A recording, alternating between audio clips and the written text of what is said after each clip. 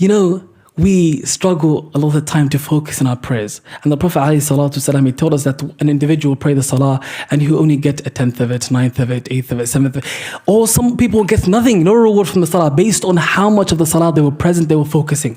We tend to struggle with that khushoo and focusing, concentrating in the salah. There's a secret to attaining the full reward. I'll give you one key. This key, if you implement it in your salah, insha'Allah ta'ala, it will make your salah even sweeter. After praising Allah Tabaraka wa Ta'ala and sending salutation upon our Messenger Muhammad sallallahu alayhi wa ala alihi wa sahbihi wa sallam, will proceed. Ayyuha al-ikhwa, the ayat that are recited, wal akhawat, the ayat that are recited in the salah, there's maybe one ayah or two ayahs that I want to just mention a bit about, and then insha'Allah ta'ala we'll conclude. In the first rak'ah, we recited ayat from Surah Ibrahim, where Allah Tabaraka wa Ta'ala talks about Ibrahim alayhi salam and some of the du'as that Ibrahim alayhi salam he made. And amongst the du'as that Ibrahim alayhi salam he made, that Allah narrates to us, it is that he said, رَبِّ جَعَلْنِي مُقِيمَ الصَّلَاةِ وَمِن ذُرِّيَّتِي رَبَّنَا وَتَقَبَّلْ دُعَاء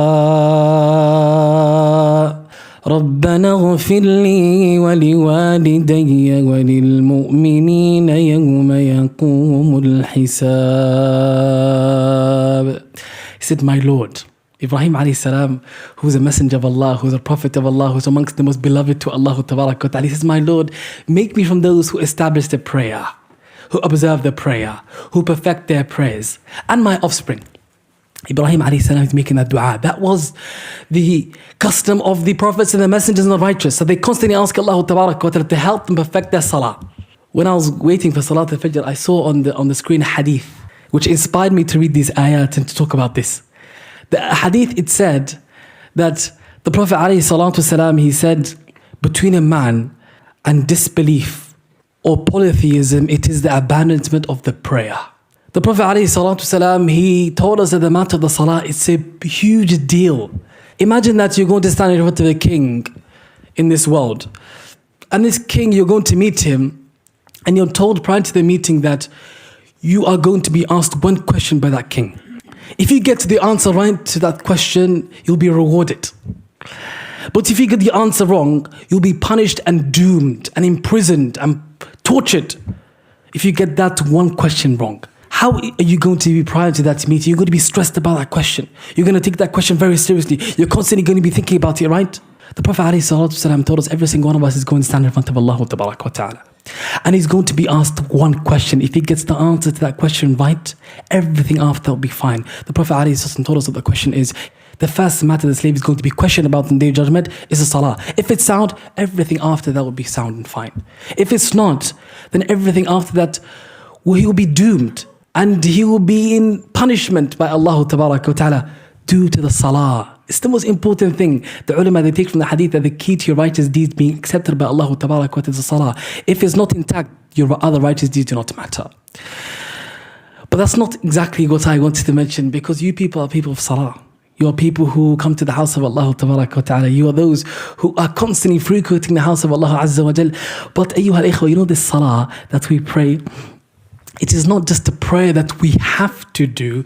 Rather, it has something in it that is extra, that is special. If we manage to unlock that, we will taste that sweetness of the salah. Ibn al-Qayyim alayhi rahmatullah, he says the salah, it has ladha, it has sweetness, it has enjoyment. The one who unlocks that sweetness and enjoyment of the prayer, he enters a paradise before the actual paradise in the hereafter. That experience of the Prophet alayhi salatu wasalam, he said, وَجُعِلَتْ قُرَّةُ عَيْنِي فِي الصَّلَاةِ, the coolness of my eyes have been placed in the salah. And he will say, أَرِحْنَا بِهَا يَا بِلَال, call the iqamah so that we can pray, enjoy the salah and find contentment and happiness and solace and comfort in that prayer. What is the experience they found? Thabit al-Bunani alayhi rahmatullah, he said, I saw Abdullah ibn Zubayr radiyallahu anhu praying by the Kaaba, and it's as if he was a tree. Still, the birds will be on his head, they're going to be moving. He would be in each position for a long period of time. Why is it that they spend so much time in the salah? Sufyan al-Thawri rahimahullah tabarak wa ta'ala said that after Salat al-Maghrib, he prayed the Sunnah after Maghrib, and he went to sujood, and he never raised his head from sujood until the Adhan of Isha was called. How was he able to spend so much time in that sujood? They found something in their prayer, that sweetness, that if we unlock it, we will be the exact same. They were not superheroes, or they didn't have superpowers that allowed them to do this. They were just like me and you, but they made the effort to unlock this sweetness.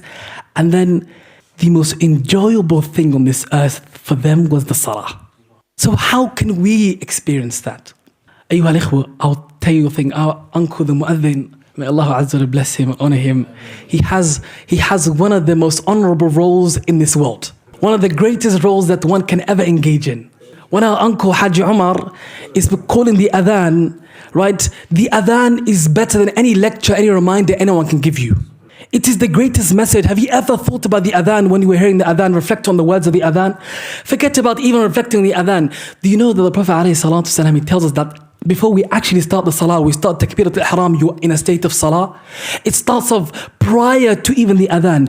The Prophet ﷺ said, when one of you is going to the salah, do not put your fingers together like this. Why? Because he's in salah. This is disliked to do in the salah. It's as if you're in the prayer. He said, when one of you is waiting for the prayer, he's sitting, he's waiting for the prayer, it is as if he's in salah.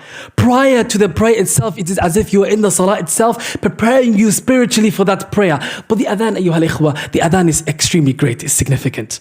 The adhan, the Prophet ﷺ tells us when it's called, who's your biggest enemy in salah? Shaitan. When the adhan is called, the Prophet ﷺ tells us that shaitan, he becomes enraged and he runs and he flees, humiliated from the place that the adhan is called in. It's your first protection from your enemy who's going to try to ruin your prayer. But not only that, you know, we struggle a lot of the time to focus on our prayers. And the Prophet ﷺ, he told us that an individual will pray the salah and he will only get a 10th of it, 9th of it, 8th of it, 7th of it. Or some people get nothing, no reward from the salah based on how much of the salah they were present, they were focusing. We tend to struggle with that khushoo and focusing, concentrating in the salah. There's a secret to attaining the full reward. The Prophet ﷺ, he said in hadith, listen to this hadith. He said that the mu'adhin, when he calls the adhan, everything and everyone who hears his voice will seek forgiveness for him. That's number one. That's the first virtue. Is that it? No. And the Prophet ﷺ, he told us on top of that, that everyone who comes to pray with him, he gets their reward. If 100 people come and pray that salah that he called the adhan to, he gets the reward of 100 people's salah. 1,000 people come, he gets 1,000 people. 2,000, he gets their reward. This is the way to get the full reward. But the one may say, but we don't call the adhan, how can I get that virtue? Only Hajj Umrah is getting this, you only speak to Hajj Umrah, ya Yahya? La ya Jama'ah, you can get the full reward as well. Abdullah ibn Amr ibn As radiyallahu anhuma came to the Prophet alayhi salatu wasalam and said, Ya Rasulullah, mu'adhdhins, they've taken all the good reward. All the good reward, they've taken it, Ya Rasulullah. What's left for us? So the Prophet alayhi salatu wasalam said to him, do you want to know how you can attain the exact same reward as the mu'adhdhin? Abdullah ibn Amr ibn As, he said, yes, Ya Rasulullah, I would love to know. He said, when the mu'adhin is calling the adhan, when you say the same as the mu'adhin, you get the exact same reward. Look at the rahmah of Allah. You get the full reward of all those who attended the Fajr reflection, Salat al-Fajr. But there's more. That adhan, Allahu Tabaraka wa Ta'ala, I'm not even going to get into the salah, because if we just reflect to the adhan, it will help you establish that sweetness and that khushoo in the salah. And the last few days I've been all over the country, and this is what I've been talking about, and I thought I'll share it with you guys as well. The adhan, the words of the adhan, have you ever reflected on that? The mu'adhin is saying, Allahu Akbar, Allah is the greatest. Allah is greater than all those affairs that you're engaging in right now. Allah is greater than your sleep. Allah is greater than your work. Allah is greater than your studies. Allah is greater than your families. Allah is greater than your business. All these matters that you're engaging in, Allah is greater than that. Come to Allah Tabaraka wa Ta'ala, because everything you're seeking is in the hands of Allah Tabaraka wa Ta'ala. Allah will grant you it if you show and you venerate Allah Azza wa Jalla in your heart and you turn to Allah Azza wa Jalla. Allah will grant you it. Allah will bless you. Allah will protect you. Allah will bestow His favors upon you. Allahu Akbar. Come to Allah immediately. That's what He's saying to you. But the moment you hear Allahu Akbar and you don't come to the salah and you don't show that Allah is great in these matters, that shows that you are worshipping that which you engage in right now. And then he says, Ashhadu an la ilaha illallah, I bear witness that there's no deity worthy of worship except Allah. Sincerity, you're coming for Allah, worshipping Allah, seeking the reward of Allah, seeking the pleasure of Allah, Jalla fi'ula. And this is a condition for your ibadah to be accepted, ikhlas.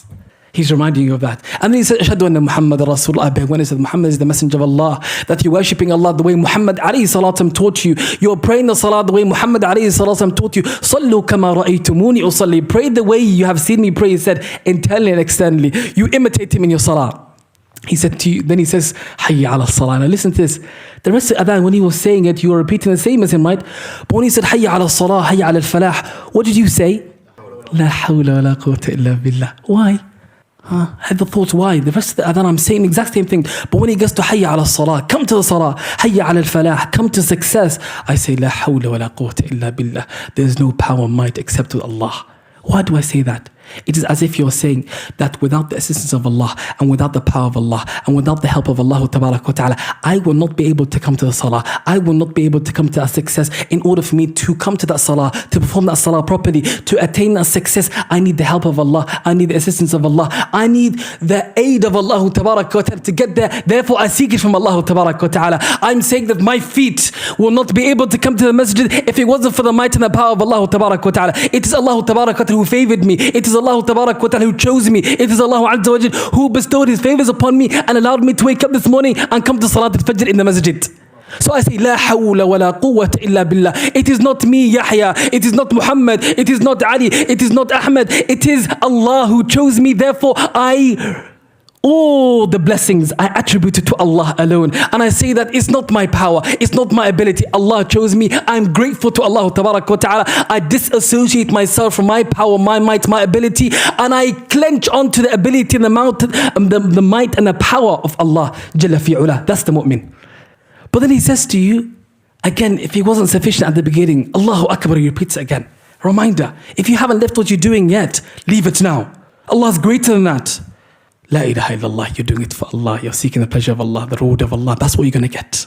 The adhan itself, ayyuha al-kiram, it is perhaps better than any lecture, any lesson, any reminder anyone can give you. Sufficient if we only just paid attention to it. There are secrets in these ibadat that Allah Ta'ala legislated prior to the prayer. I'll give you one key.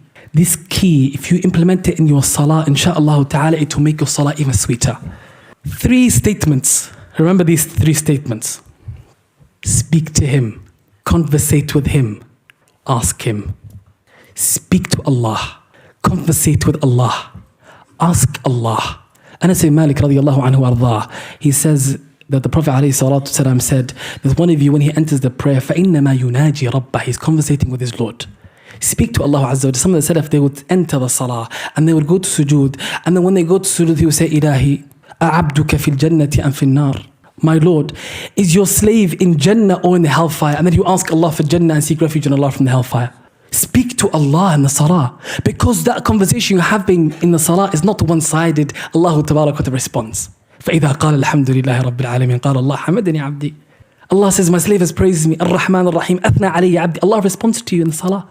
Glorify Allah. Show Allah Ta'ala that you engage in that prayer. When is the time that the people, they tend to have the most khushoo in their salah? Which time of the year? Ramadan. Which salah in particular in Ramadan do they have the most khushoo? Salat al-Qiyam or Taraweeh, the night prayer, right? Which part of the night prayer do people tend to become most emotional and they cry and so on? Which part of the salah of Taraweeh, for instance? In the dua al-qunut and witr. Why is it people, they become so engaged and they start crying in dua al-qunut when the imam is calling upon Allah, making dua to Allah Azza wa Jalla? It's because they implemented this secret, this key, and they don't even know it. They've implemented it. They become so engaged and connected and they start crying. They pour out their hearts to Allah Azza wa Jal. Why? It's because they know when the Imam is making dua, that the Imam is speaking on their behalf. He's asking Allah Ta'ala. He's asking Allah for Jannah. He's asking Allah to protect them from hellfire. He's asking Allah for forgiveness, His mercy, and so on. And they engage and they start crying and they become emotional. Why? Because they know that Allah Ta'ala is listening to them and Allah Ta'ala is responding to them and is going to grant them a response. Therefore, they become emotional. They are connected in that prayer. Do we not know that every single part of the prayer is just like that? If you are like that throughout the whole prayer, you will have that feeling throughout the prayer. That's the key. If you just change your perspective and your mindset in the salah, your whole salah will change. Speak to Him, conversate with Him, and ask Him. We ask Allah Ta'ala to make us those who perfect their prayers. We ask Allah Ta'ala to grant us the sweetness of the salah. We ask Allah Ta'ala to make us from those who attain khushoo in their prayers. We ask Allah Ta'ala to aid us and assist us in His gratitude and His remembrance and the perfection of His worship. And we ask Allah Ta'ala to forgive our sins. And we ask Allah Ta'ala to grant us sincere repentance before we die. And we ask Allah Ta'ala to grant us a good end that's pleasing to Him. And we ask Allah Ta'ala to guide us and to increase us in guidance and to guide others through us. And we ask Allah Ta'ala to make us from those who attain beneficial knowledge and act upon their knowledge. And we ask Allah Ta'ala to protect us from His calamities and fitan and trials, the apparent ones and the hidden ones. And we ask Allah Ta'ala Tabarak wa Ta'ala to purify our hearts and to rectify our hearts. And we ask Allah Tabarak wa Ta'ala to attach our hearts only to Him and no worldly matters. And we ask Allah Tabarak wa Ta'ala to grant us sincerity in our statements and actions. And we ask Allah Tabarak wa Ta'ala to grant us taqwa and to accept our deeds. And we ask Allah Jalla fi'ula to protect us from the punishment of the hellfire. And we ask Allah Tabarak wa Ta'ala to allow us to reach the blessed month of Ramadan. We ask Allah Tabarak wa Ta'ala to allow us to reach the blessed month of Ramadan whilst we are in good state of iman and health. And we ask Allah Jalla fi'ula, just like you united us here this morning, that unites us in Jannat al-Firdaus al-A'la with our parents and our loved ones and all those who have rights upon us, and to grant us that Jannah without any previous punishment or any difficult account. Innahu lidhalik wal qadir alayhi wa sallallahu wa sallam wa baraka ala nabina Muhammad wa ala alihi wa sahbihi ajma'in walhamdulillahi rabbil alamin.